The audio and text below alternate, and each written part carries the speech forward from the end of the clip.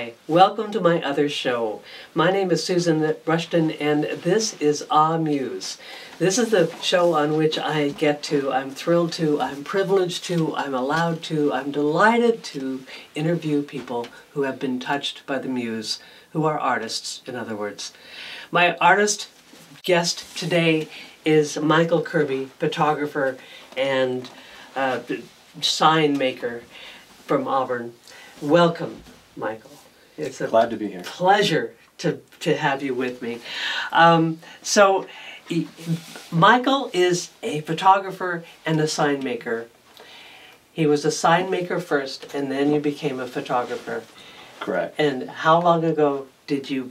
And his sign company is Timberline Sign Center, timberlinesigncenter.com, 140 Borland Avenue in Auburn, 530-823-3388. So that's your sign center. Mm-hmm. You came when? Well, I came here in February 1978. Okay. I was 24 years old. A kid. Just a kid. And my father had a sign company, a very large sign company, very successful in Sacramento, in the big city. In the big city. And you were used to the big city. Pretty much. Yeah. I started working for him when I was 12 or 13. Uh-huh. By the time I turned 16 years old, as soon as I got my driver's license, I was delivering signs. I knew Sacramento like the back of my hand.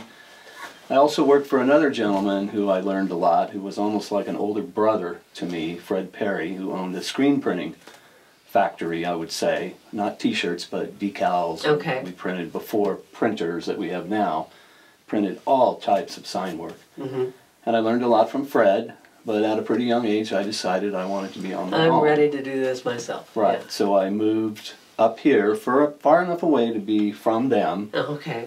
But still close enough to go back and see friends. And, you know, I also looked at Placerville, which I wasn't that as thrilled with as I was Auburn. So I chose Auburn. You were thrilled at 24.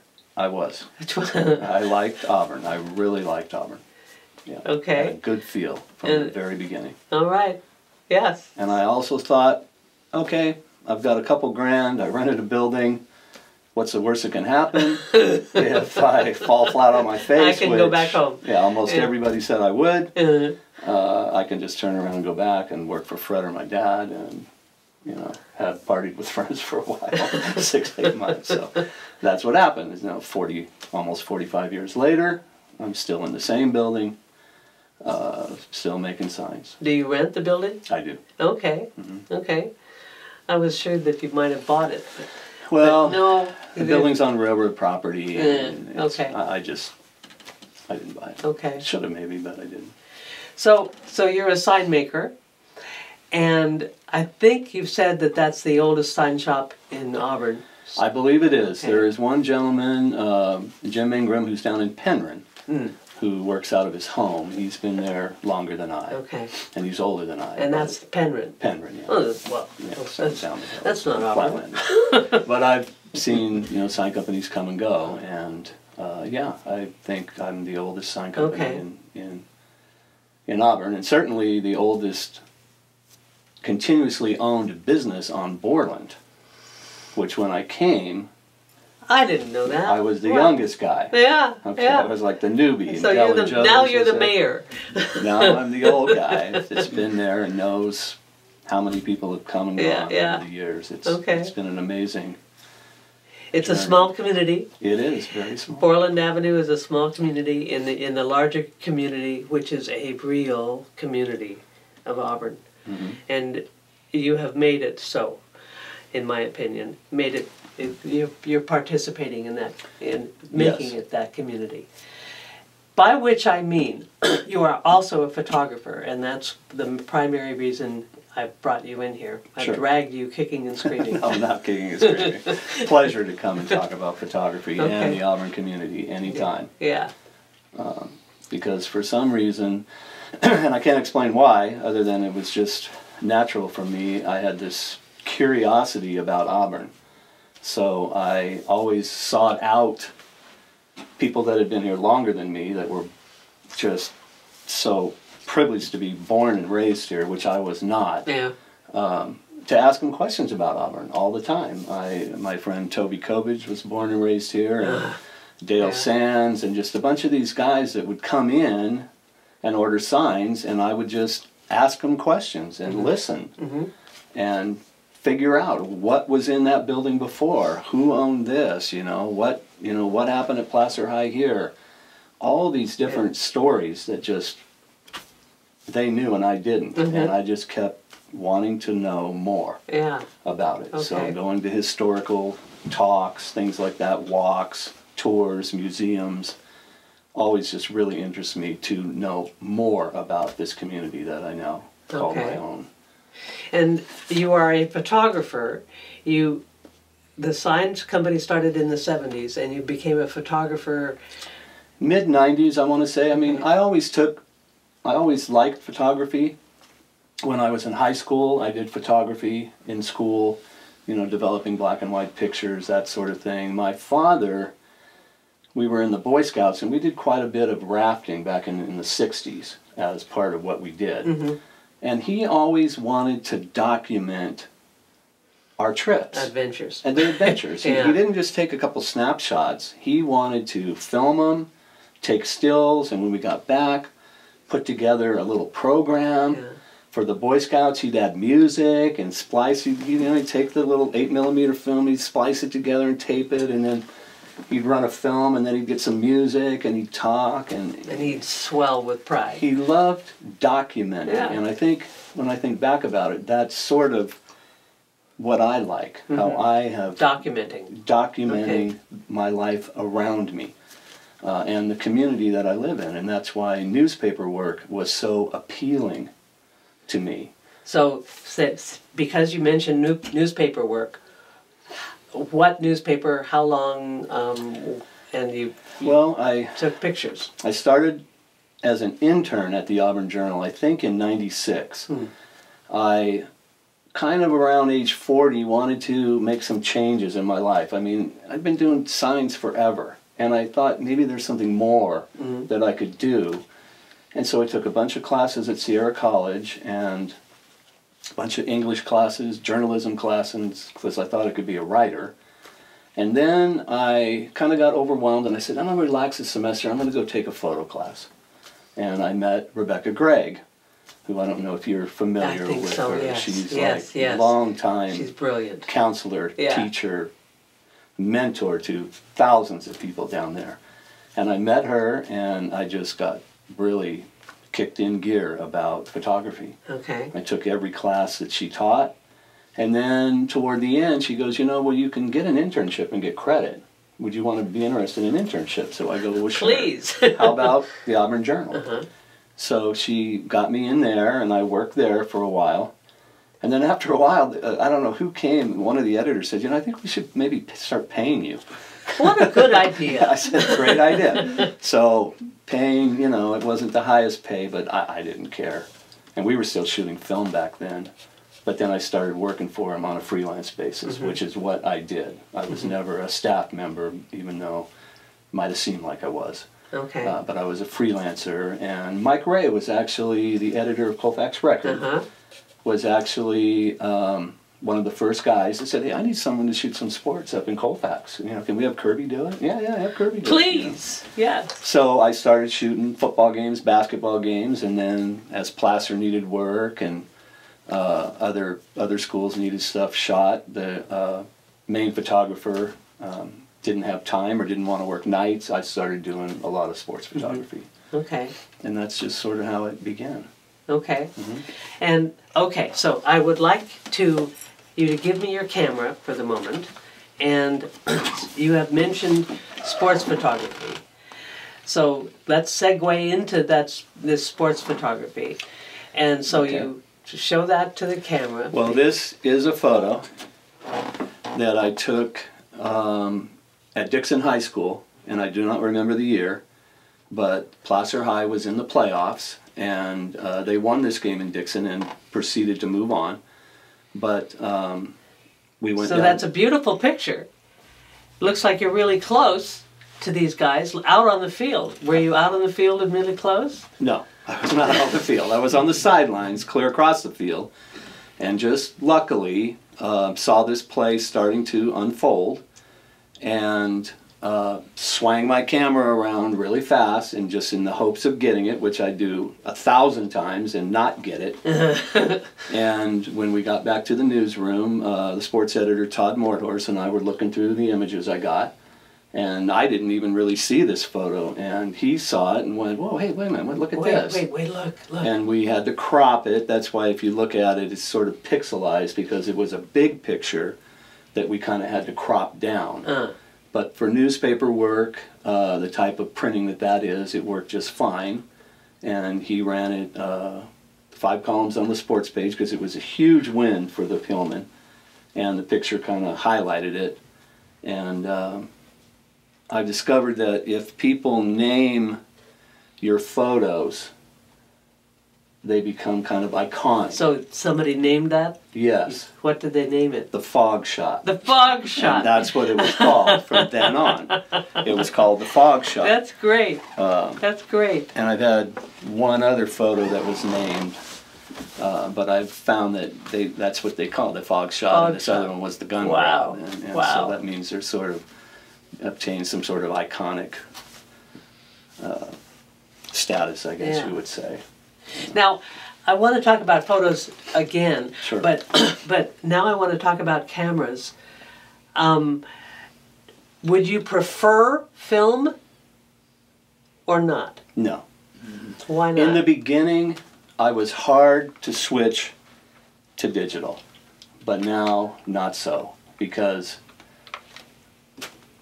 everybody is sort of like a person that wants, in our society now, immediate gratification. Okay. And you get immediate gratification with digital. Now, so when I was a kid, and somebody, I think Carol Gill just ran a picture of a photomat. I don't know if anybody remembers a photomat. They were like little kiosks. Yeah. And you drove in with your film, and you gave them your rolls of film, and then in 2 days or something you could come back. Just 2 days. At the time we thought, oh man, it's only 2 days. Yeah.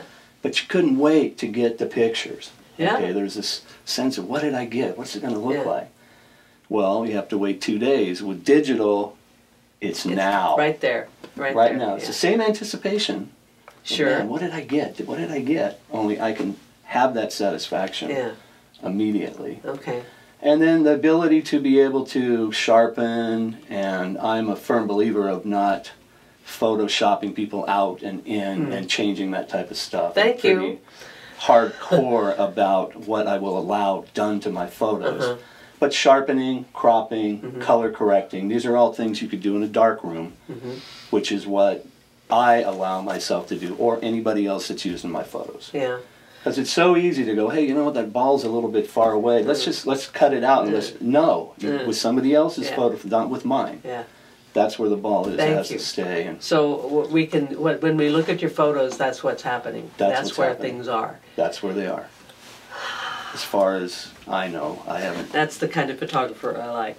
Well, and it's the type of thing that, as we progress, you know, things start to get muddied if you don't do this. Yes. Which is kind of where we are now. Yes. Sometimes you look at a photo and go, oh, I can't believe that photo. Oh, somebody probably photoshopped it. Yeah. Yeah. So maybe it is realistic, but nobody even believes it anymore. You know, right. It's kind of a sad state of affairs, really. There's a photo I really like about jazz people in Brooklyn, I think, in front of a building, and I'm convinced that they were all there that day. You're talking about that big one? It's got about 60 pictures? Yeah. I know that picture. Yeah. Yeah, I love they got that. guys together, and they're some all of them there. showed up. Some of them they came down, and the one photographer set up a tripod and took. Yeah, there's about 60 pictures. No, that's a real picture. They were there that day, and people didn't put them in there later. No, that's a real that. picture. And these days, there's no evidence, real evidence, than somebody's really shaking that guy's hand. It's hard. Yes. It's hard. I mean, it's a tough situation to be in. So this guy is one we need to trust and encourage other people to be like, because Michael Kirby doesn't want to change his photographs to to have to fool people. I just think we're going down the wrong road if Yeah. we do. Yeah. You know, I mean, if you want to make some type of a composite or something, okay, just call it that. Yeah. You know, say, I manipulated this photo. This is a composite. Mm-hmm. Let's call it that. But let's not put it in the newspaper and say it's real when it's not real. Yeah. You know, because if we just, our credibility starts Yeah. to go away at that point. Okay. You know. What makes a good photograph, Well, by the way? it's really hard to say. I like capturing in my work, which a lot of it now is what I like is portrait work, which I didn't really care for in the beginning. I wanted only action. I wanted Because you were younger. fires, wrecks, every Yeah. type of situation that was action packed. Mm-hmm. And Rebecca kept saying, you know, you should take this portrait class. You should take this portrait class. Because the newspapers are going to want people. Yeah, and we do kind of environmental portraits, which are a little bit different than a portrait at like a studio, but it's still a portrait. But I've come to like portraits, and mainly because what I try to do and what makes a good photo, getting back to where you asked me that question, is what I try to do is I like to try to capture the spirit of the person. And this is who? This is Gilbert. Gilbert. Ortega, I think his last name was. And I don't know if people that have been around Auburn long enough. He's died by now. He passed away several years ago. But Gilbert Was all over the place. He was an interesting guy. Gilbert, he said supposedly worked in the packing sheds in Newcastle when he was younger. Uh-huh. And for a long time he walked around town. And he always had on interesting clothes with a bunch of bling, little medals and hats and everything.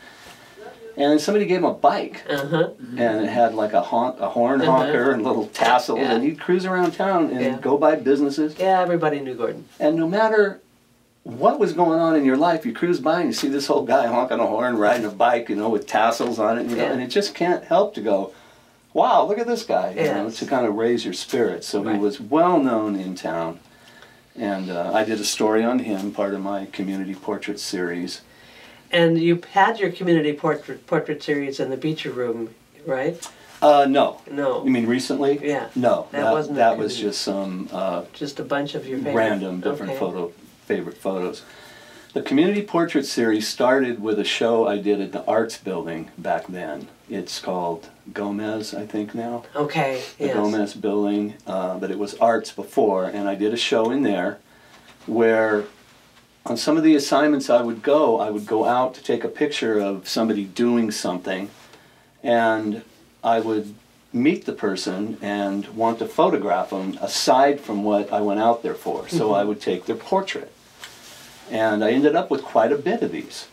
And then I had a show that just featured these portraits of people in town who were people that really were going about doing things for the community that were not really being noticed.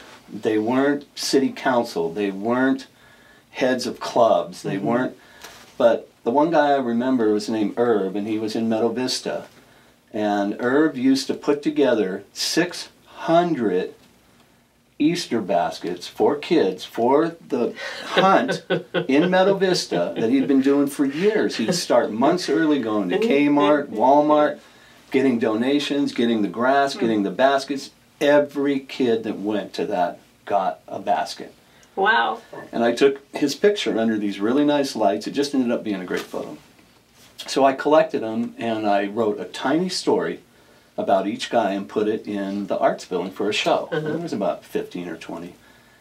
And Derek Rothy, my editor at the time, went down to the show and he saw it and he goes, wow, he goes, this is really a good idea. He goes, would you consider doing once a week a story on somebody like this? And we could put it in the paper. And that kind of launched it, and that's where it began. So I would find people that... And for you, that wasn't hard. No. It was not hard, and all you have to do really is walk around town. It's very similar to kind of what you do in your newspaper column, where you see somebody, I saw somebody here, I saw them doing this, only I elaborated a little bit more on the activity that they were concentrating on. But it's seeing people And really just finding out that every single person has a story. Okay, every person. Oh, you're kidding. They do. And most of them are extremely interesting. The problem that most of us have is we don't have the patience to actually sit and listen for a while and let the person tell their story, because most people like talking about themselves. I'm sorry, they do. You know, you can sit there and just go, oh, really? Yeah? Well, how did that work? You could say these little things, and the person pours their life story out. And people need to listen to other people. Just take a minute, because you'd be surprised. And I'll tell you the next example. Can I hold up one of these? Yes. This man here, and why is my brain fading right now? Well, just show it to us. And Harold Geim is his name, Buck. Okay. Okay, and he used to, Buck he lived down by Roby Point on Marvin, and he would walk by my shop every day. He was older, but he had this routine that he walked by the shop. So I had Troy work for me, and every once in a while, after a while, he kind of worked into knowing us. He'd stop. He'd talk. Well, it ended up that, for one, he was the principal at at Placer High for a long time. And he was in the military in World War II, which finally he told us. And he was like shot down 3 times, bailed out 3 times over France, and a French family took him in. He had this unbelievable military story that we just thought as a guy walking by. He kind of had a limp, you know, and finally he told us his story, and it was unbelievable. And I did a community portrait on him, and he has passed away also. But he was a great guy. It was really, really very, very interesting to go and find these stories. Not just for getting their story out, but it was feeding something in me. All right. So you learned about that guy for your own edification and for your own delight. My own delight. And for everybody else's delight. I hope so. And after that, he did become a little more well-known for this sort of like secret that he wasn't really sharing with a bunch of people. Right. Most people knew Buck as the principal and boys dean at Placer for a long time as a teacher, but he actually went in the military when he was 24, training people, because he had a BA degree, he had an education, and they called him the professor or something at 24. Okay. Because all the other guys were... And 24 is old. It was old. It was old then. Yeah, other guys were 17, 18, 19. He was the old guy, the old man, but because he had an education, they made him an instructor for training. I think it was guys that do the... where we're going, navigation stuff. You have other photos here. I do. A lot of the things that I did at the paper led me to, again, feeding something inside of me. Let's see. And I ended up doing a lot of sort of niche sports, but sports that we are known for in Auburn now. As when I started, we weren't, but we have self-anointed us the endurance capital of the world, which is an appropriate title because we are. And so a lot of the events I did were endurance events. Marathons, not so much marathons, but trail running. This is a picture from Way Too Cool, which is a... Starts in Auburn and goes to Cool. No, it starts in Cool. It starts in Cool at the Olmsted Loop, and it's an out and back. Okay. So you run down the Olmsted Loop and then up on the Western States Trail, and then you loop back around. So it's a 50K, which is 33 miles or something. Long enough. Yeah, and it's in February. It's in February or March, and that explains the mud on these girls' faces. They do it basically rain or shine, and the trail can be completely muddy.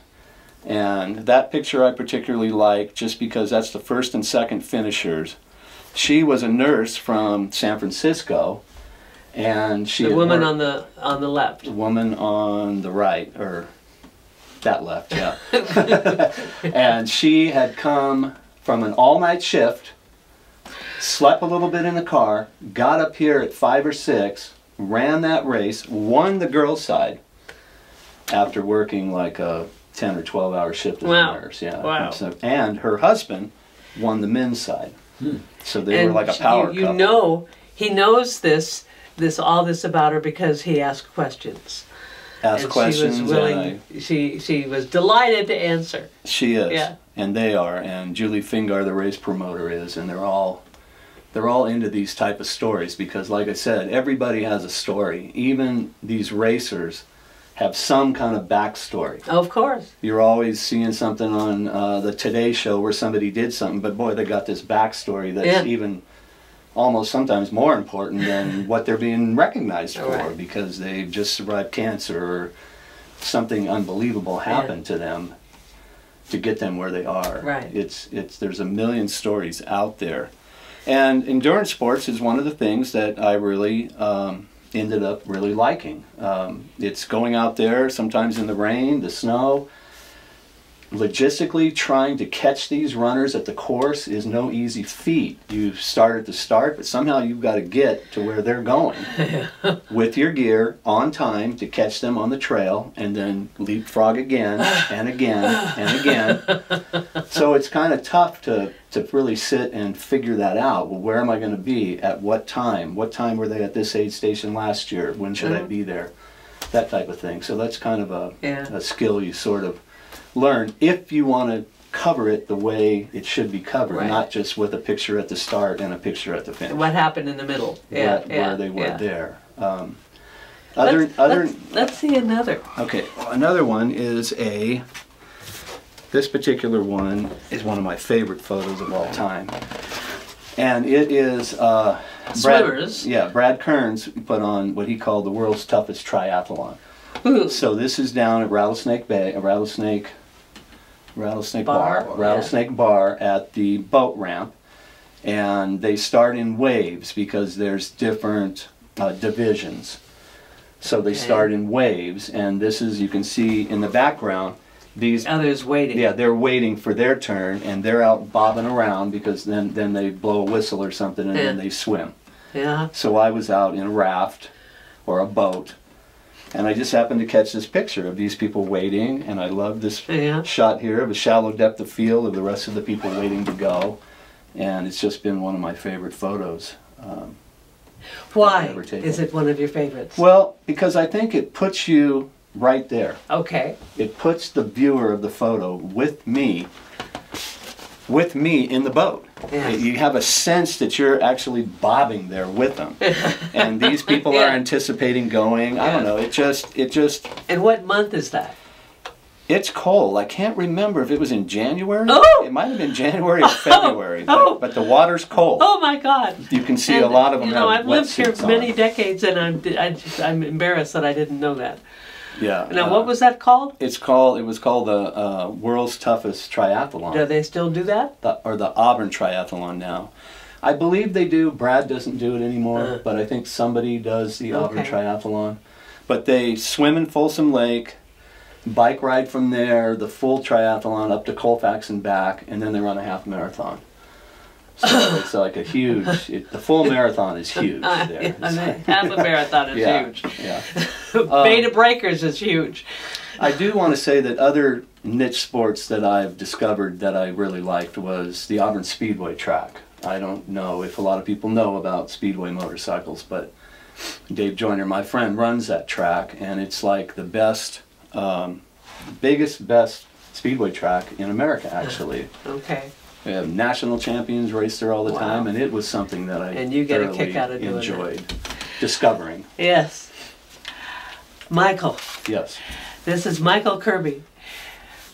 Thank you very much for joining me. I knew we wouldn't get finished with everything we wanted to talk about, but yeah, it's just a delight. Michael Kirby, photographer. Kirby 1978 at spcglobal.net if you want to hire him. Kirbyphoto.net is his website. 530-906-2157. Michael, thank you very much for joining me. Oh, you're very welcome, Susan. Thanks for asking. Oh, my pleasure. And thank you for watching, and I'll see you again.